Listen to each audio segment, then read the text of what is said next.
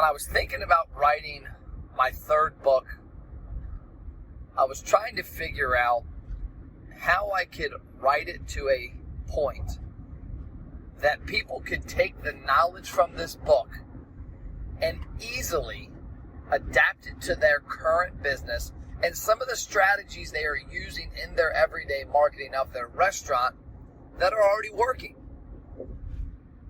I didn't want this book to be this is how you do it and this is the only way. I wanted it to be a book that you could look at, you could see a lot of great ideas, you could evaluate your business, and you could take the steps to take your marketing plan to the next level. Why did I call it 101?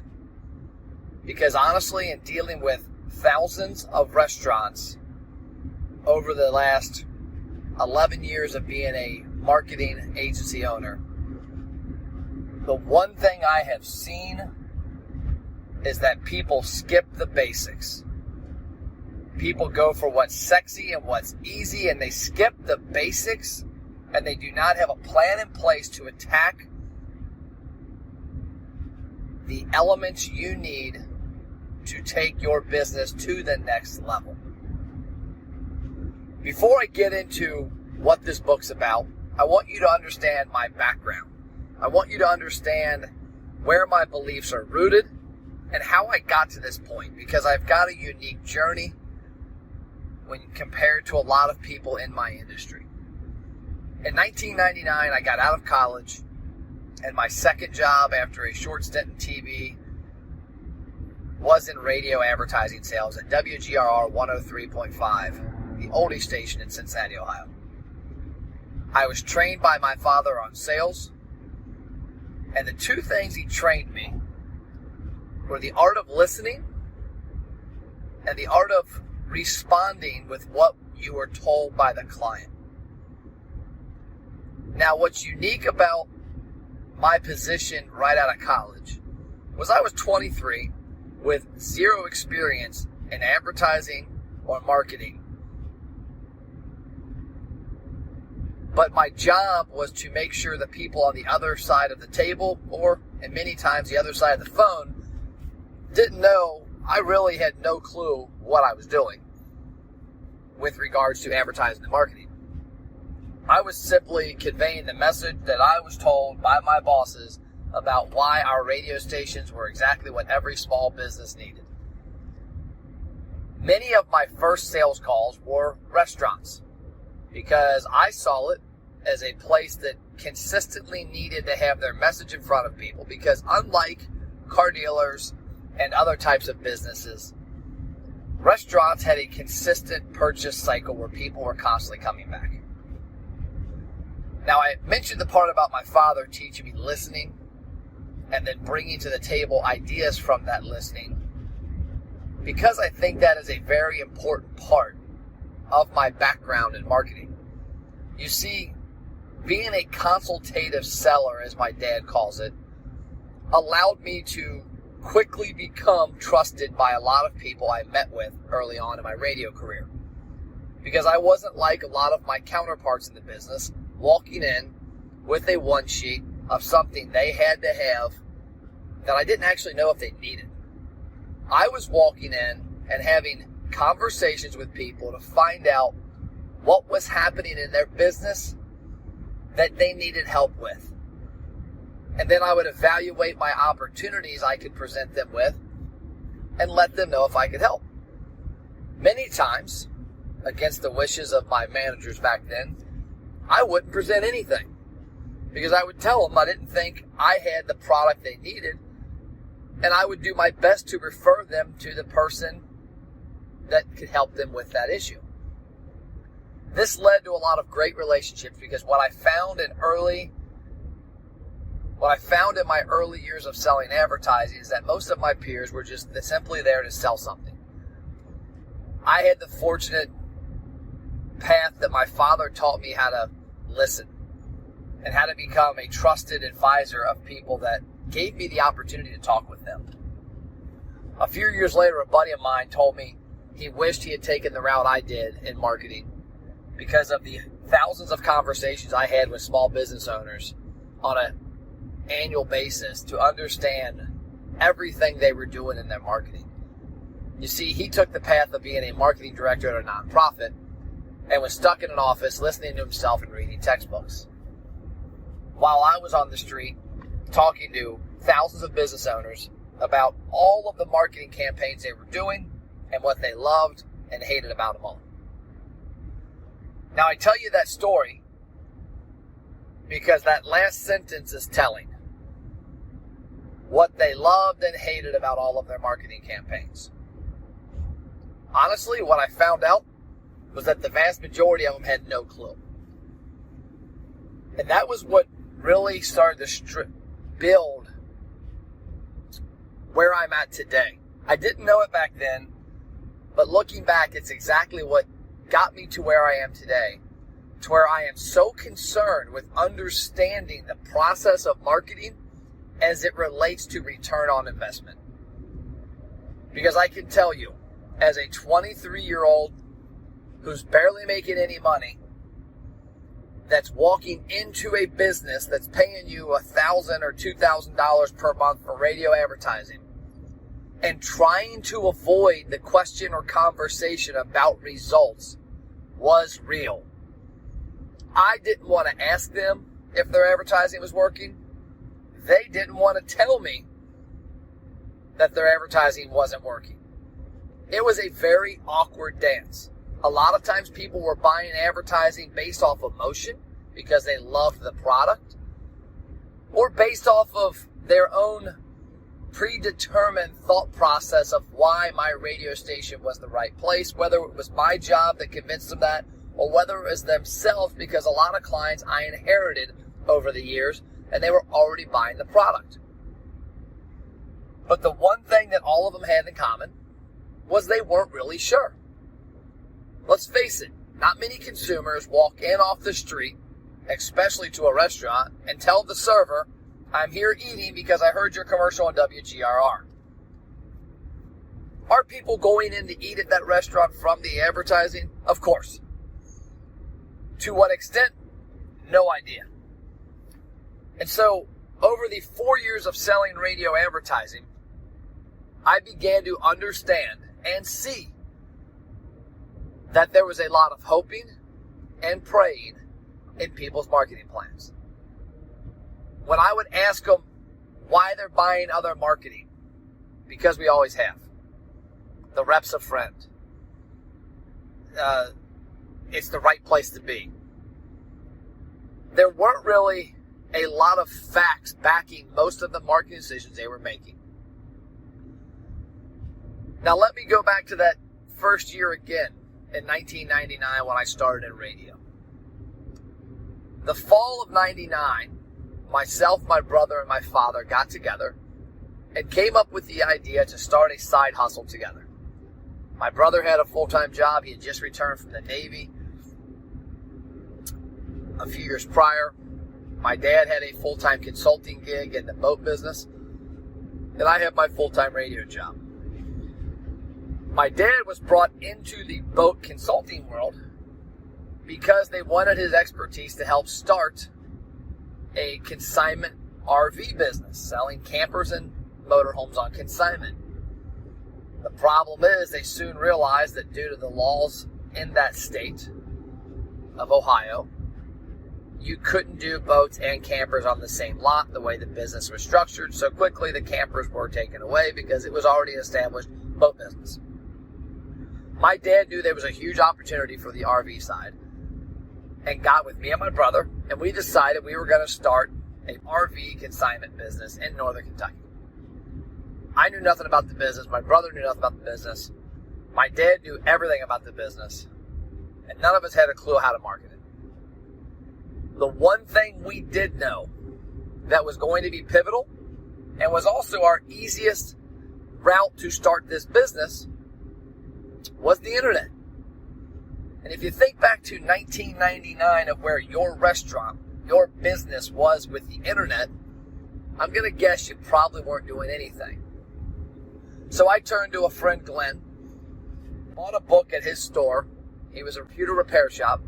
on how to create websites on a platform called Adobe PageMill. Now, I wasn't a tech person, and to this day still am not a tech person, even though I know enough to be dangerous about a lot of stuff in the tech world. And we developed a website for our business. By September of 1999, we were live with our company, Outdoor Consignments, and we had inventory listed on the website for sale. Our marketing at that point consisted of myself, my brother, and my father every day, every night, every weekend, calling people who had units listed for sale in the newspaper, in the printed trader magazines, and in other websites online. We knew two things. That number one, the majority of those people who had their unit listed needed help selling it because they weren't a good salesperson. They didn't have the resources a dealer had, like warranty or finance. But more importantly, they didn't have the marketing that we were going to provide. The second thing we knew was that the majority of the people who were selling the unit were looking to buy a unit, and the reason they were selling the unit on their own was due to the fact they didn't want to get hit with the huge loss by trading it in. So we knew we could market the business on one side and then also find inventory at the same time. That led us to quickly creating a website with a very large inventory of local campers for sale, and we were off to a start. The one thing we did on accident, because it made sense to me, was optimize this website for search engines. And I'll be quite honest with you, it wasn't until about 2003 that I actually knew what search engines were or what they did. But up until that point, we did a lot of stuff right on complete accident. What we did correct was we loaded our website and the units for sale with very in-depth descriptions about what they were, what they had, and why people needed those options. Long story short, that led us to become a very large boat and RV dealership that we had up until the economy collapsed in 2008.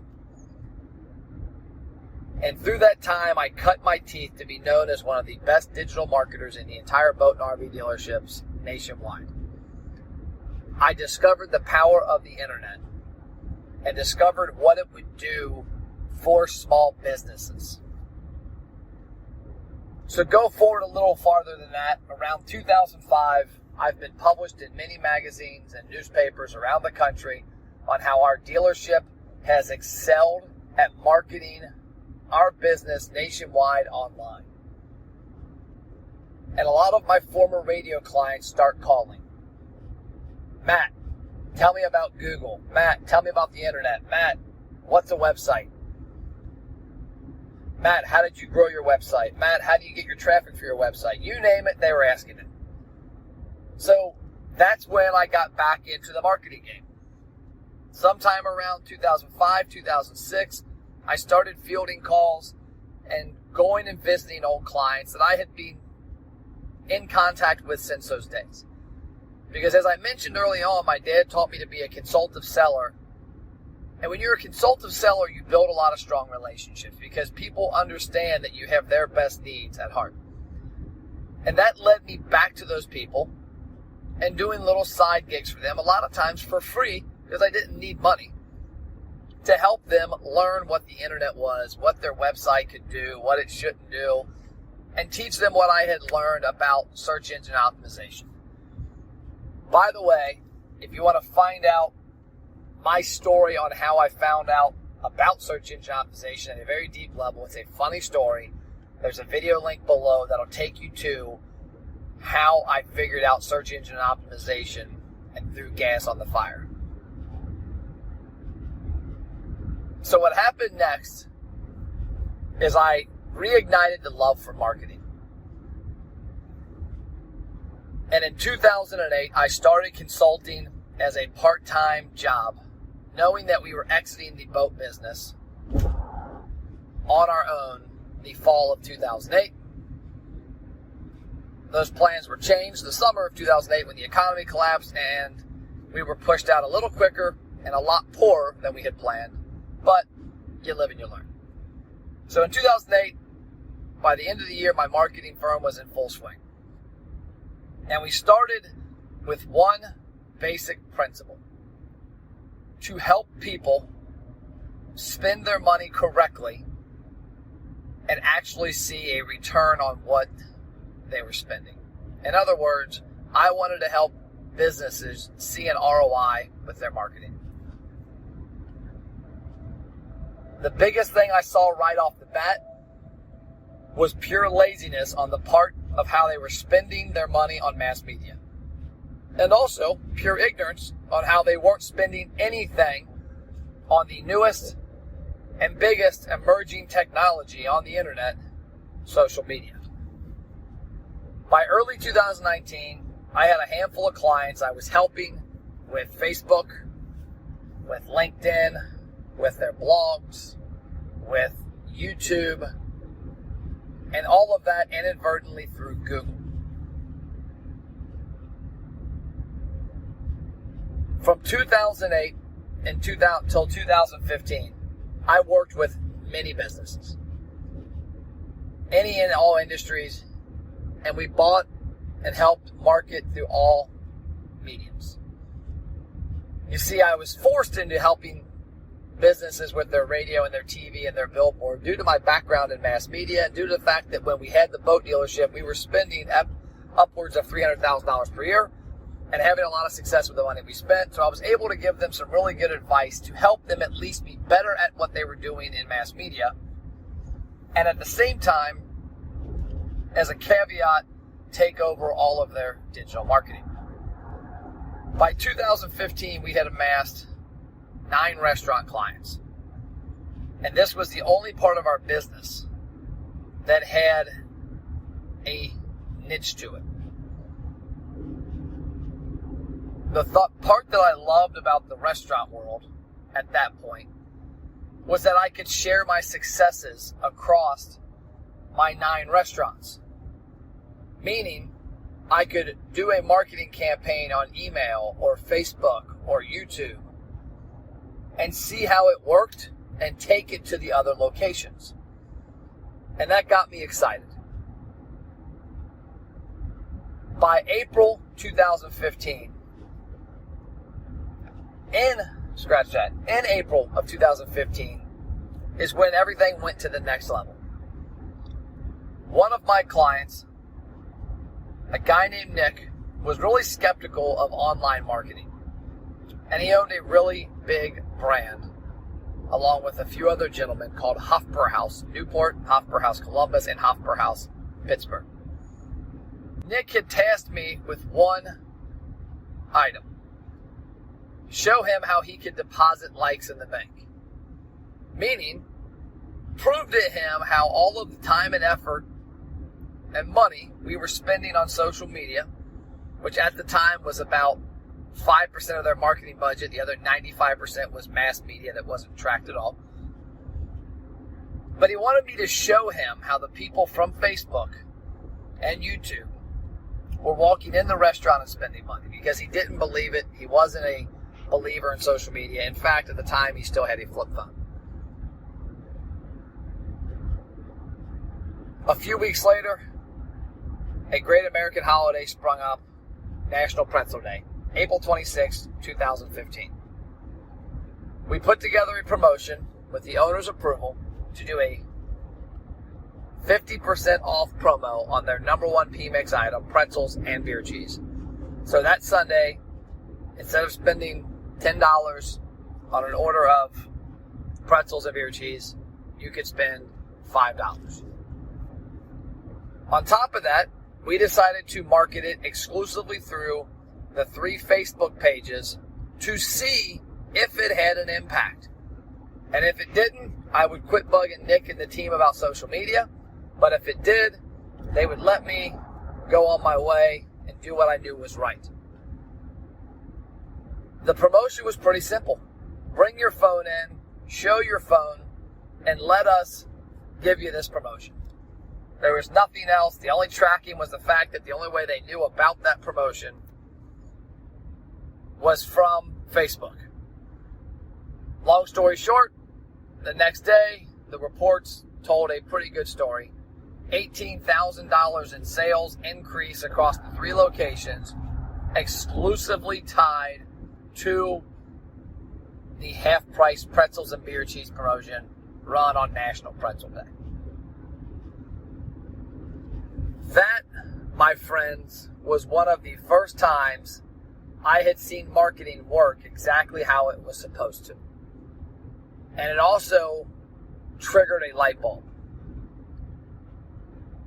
What if I knew the names of the people who used that offer that Sunday? What if I knew their email address? What if I knew their phone number? But more importantly, what if I could exclude them from seeing that top of the funnel offer and walk them down a path of different opportunities? And more importantly, what if I had all of their information and the ability to market to them in very unique ways with a long-term nurture approach of retargeted social media, email, and text messaging for years to come? Could I impact this business at a much larger impact than ever before? And the answer I knew was yes. The problem was I didn't know how to do any of it. And that brings us to 2020. 5 years later, thousands of restaurants later, and we have figured out how to do exactly what I wanted to do with that restaurant. We figured out how to use awareness to build a database, how to build a database to drive front-end sales, how to take those front-end sales and get more data about your audience so you understand who they are and understand different ways to market to them in the future. And last but not least, you have the information you need to nurture the right people long term. In the next chapter, we're going to talk about the 5 tactics that we've written this book about. Awareness, database, sales, data, and nurture. We'll see you then.